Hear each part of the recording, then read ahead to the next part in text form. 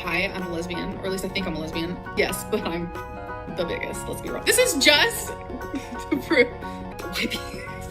Wipe your face. I wanna come on here and have a good time. Oh yeah. Oh, they saw my tum-tum! The moon landing didn't happen. Oh, the moon landing? That didn't happen. I promise it didn't. I would bet like all of my money. Oh, sorry, I farted. What? So, to answer everyone's question collectively, yes, this is Drunklin. What makes me feel most confident? This filter. I use it all the time. Literally all the time. Okay, so based off of your question, the answer is no. Because your girl can't drive. She don't have a license. So, we don't do illegal things over here. Okay, I've tried to focus on this Q&A. And it's not working out very well, so I love you guys. So I'm eating sunflower seeds.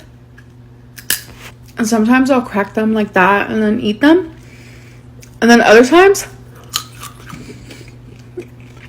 I just eat the whole damn thing.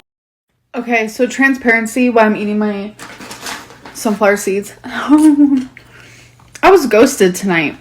Yes. My heart's broke. Yes.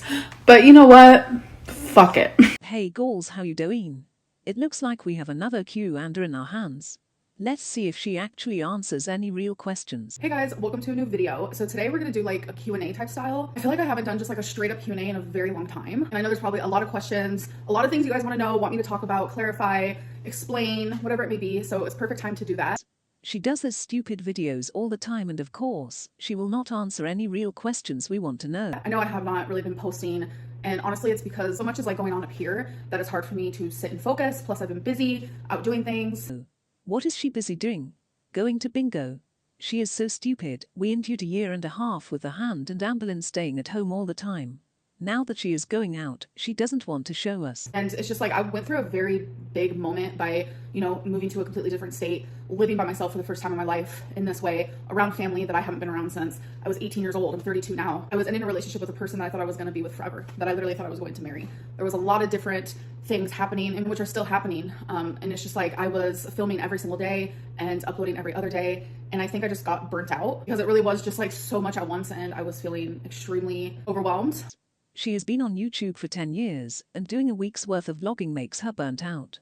She is the most entitled person ever, lol. Okay, so the first question is, why are you suddenly no longer complaining about any of your multiple health issues that were always causing you to be set back, or your mental health problems that you felt the need to feel to use as a crutch every day suddenly healed from everything? So before I answer that, I just want to say that's really sad that like when people are vocal about their like mental health or physical stuff, that people say, oh, you're using that as a crutch. It's not people, it's just you, girl. Every time you have talked about your mental issues, it was to gain sympathy and to get out of a shit you have done. You changed your whole ass diagnosis just to get weight loss surgery, and then failed at that too. It's like I am very much that person that I do speak up, I do say something, but I've noticed I have taken a lot of steps back in that regard because I am feeling constantly judged. I am feeling like people think that I do use it as a crutch or an excuse. So I think that's the reason why that I'm not talking about those things anymore, because like even in this person's question, they said like, why are you no longer complaining about these things? I never feel like I'm coming from a complaining spot. I've always just tried to take pride in like being vocal about my mental health or like things that I'm going through. But overall, the reason why I'm not talking about these things anymore is because I have taken a step back of talking about really personal things. And it's because of the response that I receive when I do that, because the response that I receive doesn't help me. It actually makes me feel worse. She is a broken record. She will say this, and next week she will share everything back with us. And the reason she is not talking about mental health, because she doesn't have a reason to do so. Just wait until she needs to manipulate her mom or other family members. It will be back. Have you noticed an improvement in your health overall? Yeah, I do notice improvement in my health, and I'm gonna come from like my stamina area type situation, because it's like I was actually talking to my mom the other night and I was like explaining to her like how bad I was in 2018, because she didn't even know the extent of how bad I was, because it was just embarrassing. The only people who knew were the people that I lived with. She is so delusional it's not even funny anymore. It's embarrassing hearing a 530 pounds woman talk about her stamina goal by. And we all knew how bad you were in 2018/2019, not just the people you were living with. We told you were bedbound and you called us haters. It's like I was outside, I was actually taking a walk with my mom and Twinkie, and I was just like, I wouldn't have been able to do this in 2019, like not even remotely close. I am able to go and do things. Science Museum is a really good example of that. Whereas in 2019, I couldn't do those things. And even my mom was like, what do you think changed? Like, how do you think that you did that? Like, even though you're still the same size as you were. It's because it takes work. It takes hard work to build your stamina. Like, it was very, very hard because I still remember in 2019, when I tried to take a shower, like my legs would shake. I would be so out of breath. Like for even 30 seconds of me standing, I was like, it just felt like I was completely incapable as a person. It was terrifying. Why is your starting point 2019? That was 4 years ago. And what hard work is she doing? She is just exaggerating like always. I bet you she is complaining all the time during these walks. Because that's what it felt like. I was trapped in a prison. And then slowly but surely over time, I said, no, I'm gonna get up and I'm gonna stand for no reason. Like there were times where I would purposely stand for no reason just to build those muscles that I had lost. And a really big thing for me that changed was I stopped sitting while cooking. I stopped sitting while doing things where normally I would sit. Like sometimes I even journal standing up. Like you don't need to be sitting all the time. And the biggest one for me is every time I go to a store, I would tell myself, do not get on the scooter. I think a really big part of that, what made it like easier, was being with Feline because I felt ashamed and embarrassed. I did not want her to see me like that. So not one time while being in a relationship with her did I ever use a scooter. Gore, you guys weren't even going out, so what are you talking about? You didn't have stamina because you were 574 pounds, it's that simple. And she is lying now like always. But it's just all those tiny little things. It's just like doing more. Cleaning the house when there's no reason for it. It builds your stamina when you literally had none. I'm not talking about like the average person. I don't think that cleaning is going to help your stamina. I mean, go for it. But when you were pretty much bedbound, getting up and doing things that you normally wouldn't and doing them every single day, it makes it to where your stamina just improves. So then every single day you're able to do more and more. So now that it's been, 4 years since then, that person in 2019, she doesn't exist. Like the mentality I had, who I was on YouTube, she doesn't exist anymore. Just the incapability of just living as a human. Because here I am living on my own where I need zero help. You don't need help because you don't do anything. Anyone who is in your position could live alone. She is acting like she has 5 kids and she is doing normal life things all by herself, lol.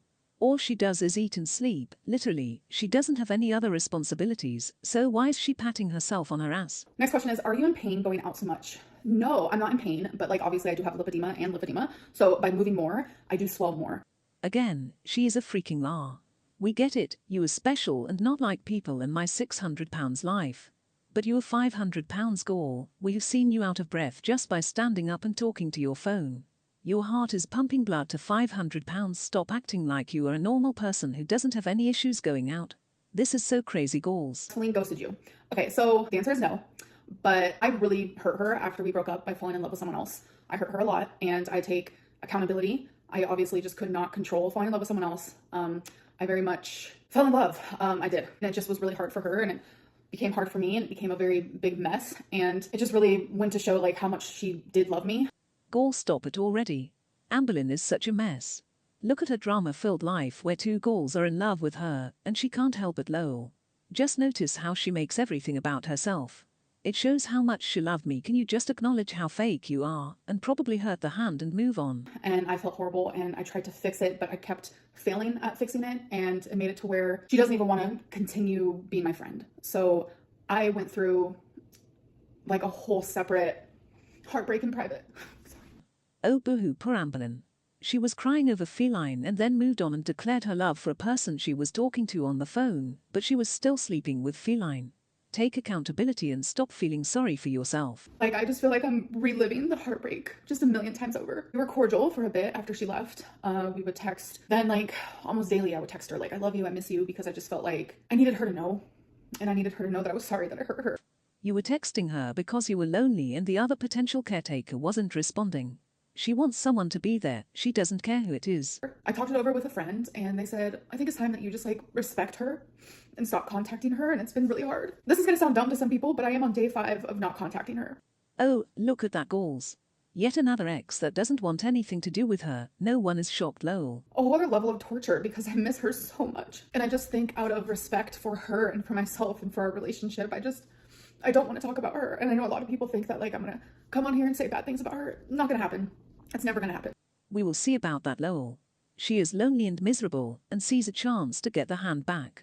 Just wait until she has a replacement and doesn't need Feline anymore. She will start shading her just like she did poor Becky. Do you think it's wise to be drinking all the time with all the medications you are on? I actually am not on any medications at all. I can't tell you the last time I took a medication. It's been months since I've been off of like anxiety medicine or for my bipolar, but I actually am taking a break on the whole drinking thing because I felt like I was turning to it. Talk about if you'd ever get back with one of your past girlfriends. Oh my gosh.